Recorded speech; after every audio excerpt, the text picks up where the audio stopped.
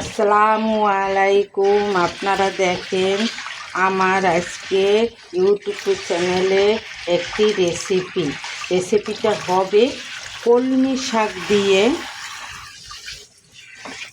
কুচি চিংড়ি মাছ দিয়ে ভাজি।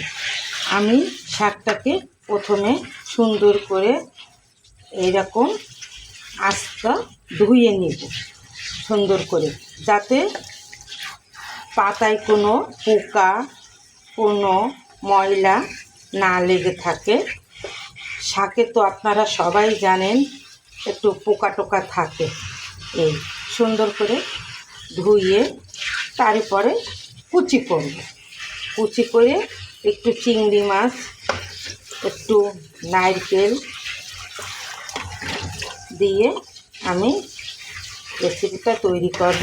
আপনারা যারা না জানেন এইভাবে খাওয়া, আপনারা দেখবেন।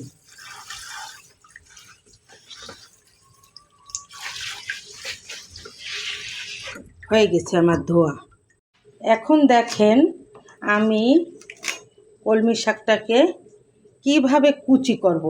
এত জিরি করে কুচি করব যাতে শাকটা ভাজি করলেই খুবই, দেখেন কত সুন্দর করে জিরি করছি।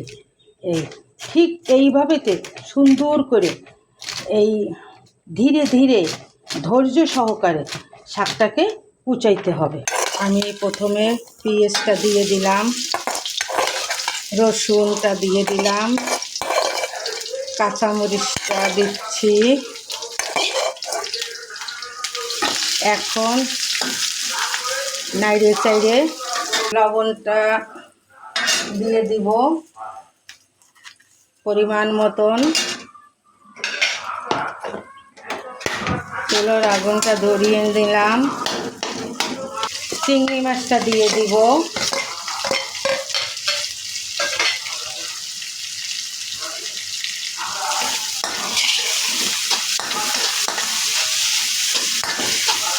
এখন আমি শাকটা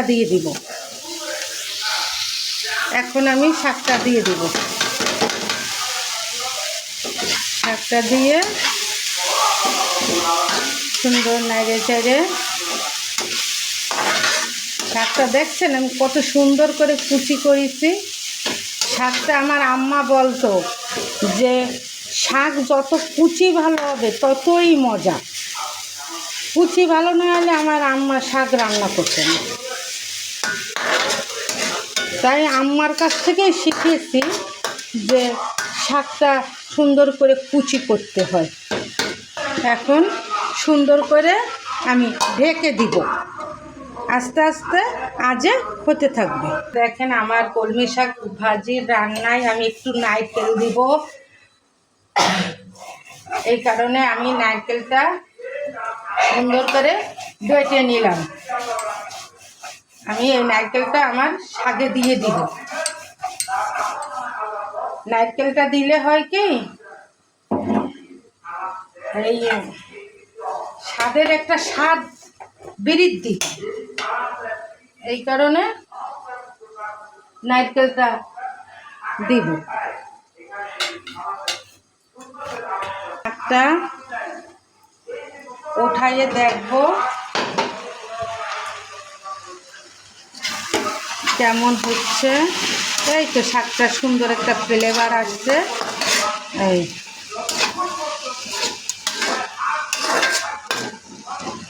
আর শাকের রেসিপিতে যে কোনো শাকেই একটু উপকরণটা একটু চিংড়ি মাছ, পেঁয়াজটা, একটু রসুন, বিশেষ করে পেঁয়াজটা একটু বেশি দিতে হয়।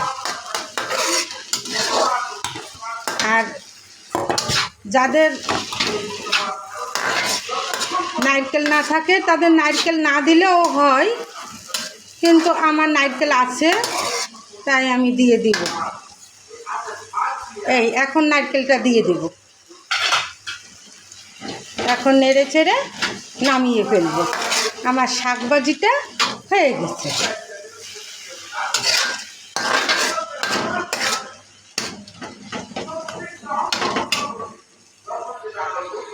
আপনাদের যদি ভালো লাগে আমার কে একটা লাইক কমেন্ট শেয়ার করে দিয়েন আমার চ্যানেলে। আমার কলমি শাকের রেসিপিটা কত সুন্দর অদ্ভুত হয়েছে, আপনারা একটা লাইক দিয়েন।